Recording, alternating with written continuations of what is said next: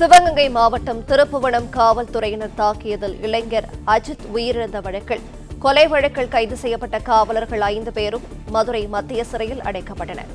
கூடுதல் விவரங்களை செய்தியாளர் ராஜ்குமார் வழங்கிட கேட்கலாம். ராஜ்குமார், வணக்கம். விவரங்களை சொல்லலாம். சிவகங்கை மாவட்டம் மடப்புரம் கோவில் அருகே விசாரணைக்கு அழைத்து சென்ற இளைஞர் இழந்த விவகாரத்துல 5 காவலர்களுக்கு கொலை வழக்காக மாற்றப்பட்டு 5 பேர் நீதிமன்றத்தில் ஆஜர்படுத்தப்பட்ட பின்னர் தற்போது மதுரை மத்திய சிறையில் அடைக்கப்பட்டிருக்கிறார்கள்.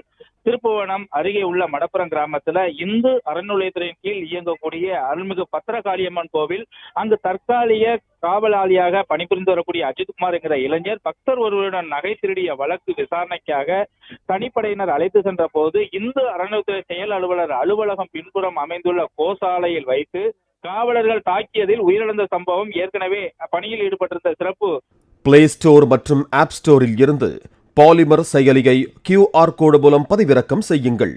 செய்திகளை உடனுக்குடன் பெறுங்கள்.